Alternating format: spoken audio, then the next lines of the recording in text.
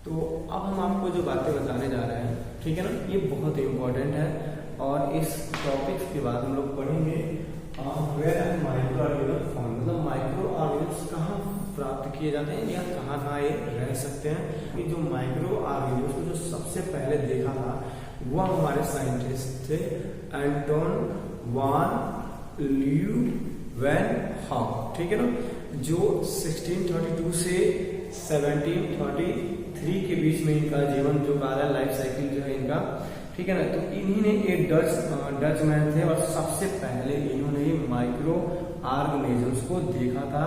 वो भी किसके हेल्प से, जो उस समय न्यूली इन्वेंशन हुआ था माइक्रोस्कोप, उन्हीं से इन्होंने देखा हुआ था। जो सेकेंड थे हमारे लुईस पास्चर थे, ठीक है ना, 1822 से लेके और 1895 तक इनका लाइफ साइकिल रहा। और एक फ्रेंच मैन थे और इनको फादर ऑफ माइक्रोबायोलॉजी भी कहा जाता है, इस बात को याद रखिएगा। लुईस पास्चर को फादर ऑफ माइक्रोबायोलॉजी भी कहा जाता है, जिन्होंने क्या किया था, ये एयर में जो हमारे माइक्रो ऑर्गेनिजम्स प्रेजेंट होते हैं इनके बारे में सबसे पहले खोज किया था। और इन्होंने बताया था कि ये हमारे भोजन को कैसे खराब करते हैं, ठीक है। इसके बाद से नाम जो हमारा आता है ये है रॉबर्ट कोच का, ठीक है ना, 1842 से 1910 तक इनका लाइफ साइकिल था। और एक जर्मन साइंटिस्ट थे। और इनके बाद आता है लिस्टर का नाम, जो कि 1827 से लेके और 1912 तक थे और ये इंग्लिश में थे, ठीक है ना। और एक बहुत ही फेमस सर्जन थे, याद रखिएगा, ठीक है ना। जो हम लोगों के लिस्टर थे ये एक बहुत ही फेमस सर्जन थे, ठीक है। अब हमारा ये जो हमने कुछ बातें बताई आपको, ये हमने बताया माइक्रो ऑर्गेनिज्म की हिस्ट्री में, जिन्होंने इसके क्या किया था, खोज किया था, ठीक है, ओके।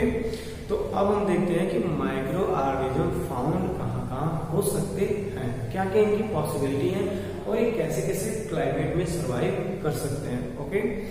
तो देखिए जो माइक्रो ऑर्गेनिज्म्स हैं ये डिफरेंट काइंड में, मतलब ये किसी भी तरह के क्लाइमेट में क्या कर सकते हैं, सर्वाइव कर सकते हैं। और ये किसी भी तरह के क्लाइमेट में क्या किया जा सकता है, देखा जा सकता है with the help of microscope, okay, ठीक है ना।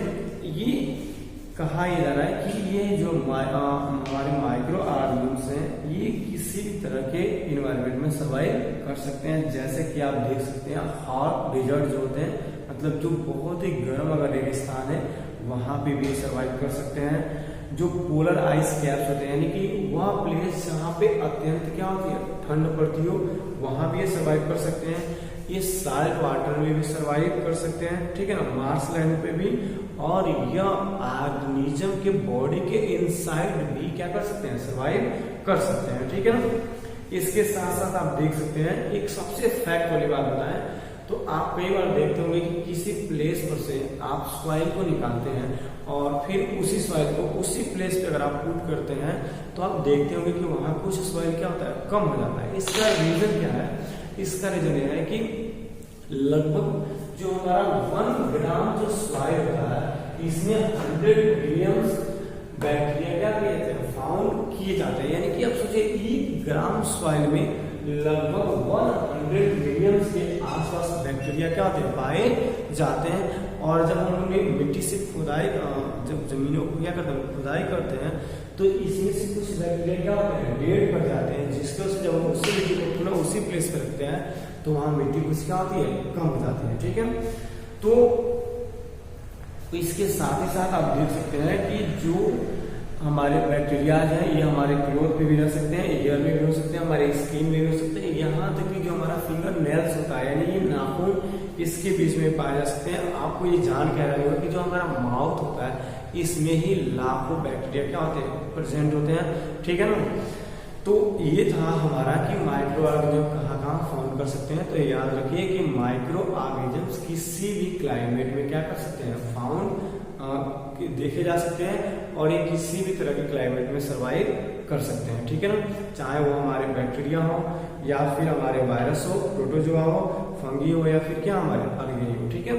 अब हमारा जो अगला टॉपिक है इसमें हम लोग पढ़ेंगे टाइप्स ऑफ माइक्रो ऑर्गेनिज्म्स में।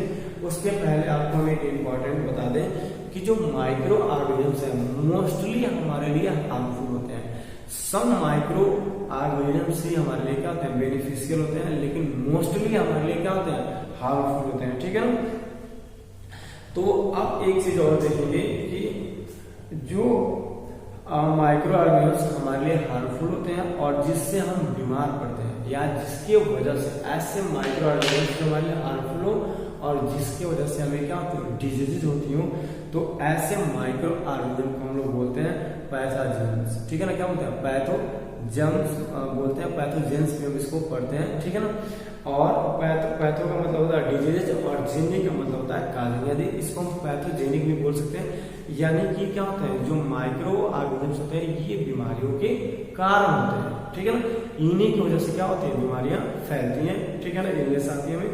तो टाइप्स ऑफ अगर हम माइक्रो ऑर्गेनिज्म की बात करें तो जो मेजर हमारे माइक्रो ऑर्गेनिजम्स होते हैं वो 5 टाइप्स के होते हैं। आप देख सकते हैं जो सबसे पहला होगा वो हमारा क्या, बैक्टीरिया। ठीक है ना।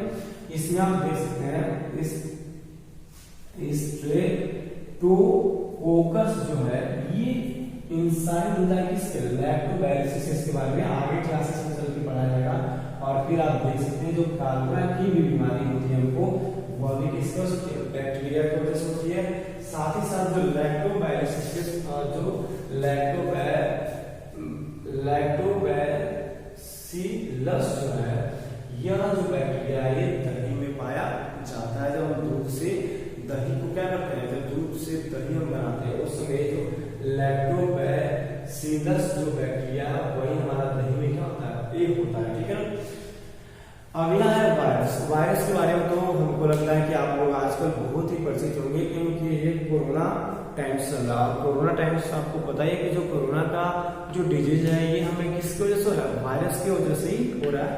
यानी कि जो वायरस होते हैं इसमें एड्स, यानी कि HIV जो एड्स होता है ये भी किसकी वजह से होता है, वायरस की वजह से होता है। बहुत सारे वायरस से होने वाली बीमारियों के बारे में क्लास 9 में डिटेल स्टडी करेंगे इनके बारे में। उसके बाद से आप देख सकते हैं कि पोलियो, और उसके बाद से आपका चिकन पॉक्स जो हमारी बॉडी पे क्या होता है, जगह निशान पड़ जाते हैं। और उसके बाद से हम लोगों का कोरोना जो इस समय अपडेटेड हुआ है चाइना से। ठीक है ना। और उसके बाद से हम लोग अगला जो है वो है प्रोटोजोआ। प्रोटोजोआ में आप प्लाज्मोडियम के बारे में पढ़ सकते हैं। इससे हमें क्या होती है, एक प्रकार की बीमारी हो जाती है। और उसके बाद से होगा पैरामोसियम। ठीक है ना। पैरामोसियम ये भी एक प्रकार का क्या होता है, प्रोटोजोआ होता है, लेकिन ये हमारे लिए बहुत ही खतरनाक होते हैं। ये आगे बताएंगे आपको प्लाज्मोडियम के बारे में। जो फीमेल एनोफिल मच्छर होते हैं इन्हीं प्लाज्मोडियम को हमारी बॉडी में जब इंजेक्ट कर देती हैं तो हमें मलेरिया का क्या होता है, बीमारी हो जाती है। ठीक है ना। अगला है टॉपिक इसमें हमारा फंगी। ठीक है ना। फंगी में आप देख सकते हैं ईस्ट और मशरूम की जो आप सब्जी खाते हो हमारे यहाँ पे ये फंगी होते हैं। ठीक है ना। ईस्ट का भी आप देख सकते हैं जो पाउडरी होता है, अक्सर जब हम उसे नमी वाले स्थानों पे रख देते हैं जहाँ पे मॉइस्चराइजेशन होता है, मॉइस्चर होते हैं, तो कुछ समय के बाद वहाँ पे व्हाइट सा होने लगता है। वही हमारे क्या होते हैं, ईस्ट होते हैं। और ये ईस्ट का ही यूज करके उसको बनाया भी जाता है। और अब लास्ट हम लोगों का जो मेजर माइक्रो ऑर्गेनिज्म है ये है अलगेई। अलगेई में आप देख सकते हैं ब्लू ग्रीन अलगेई। ठीक है ना। ये ब्लू ग्रीन अलगेई क्या है, इसके बारे में हम लोग इस चैप्टर के लास्ट में डिस्कस करेंगे। ठीक है। तो ये कुछ हमारे टाइप्स थे किसके, माइक्रो ऑर्गेनिजम्स के। ठीक है ना। आप इसमें आप देख सकते हैं अमीबा का भी नाम सुना होगा आपने, ये भी हमारा एक टाइप्स का क्या है, माइक्रो ऑर्गेनिज्म है। पैरामीशियन है। ठीक है। बहुत सारी चीजें हैं जो माइक्रो ऑर्गेनिज्म के अंतर्गत हम पढ़ेंगे जब हायर क्लासेस में पढ़ेंगे। तो इसमें बैक्टीरिया के बारे में पढ़ेंगे, वायरस के बारे में, प्रोटोजोआ के बारे में, इसमें होने वाली बीमारियों के बारे में, और इन डिजीज को फैलता कैसे है और इनको फैलने में हेल्प कौन करता है, चाहे वो फंगी हो या फिर क्या हमारा अलगेई हो। ठीक है। तो मैं ये उम्मीद करता हूँ कि आपको ये टॉपिक समझ में आया होगा। अगर नहीं भी समझ में आया है तो आप इस वीडियो को एक बार पुनः देखें, निश्चित है कि आपको ये टॉपिक समझ में आएगा।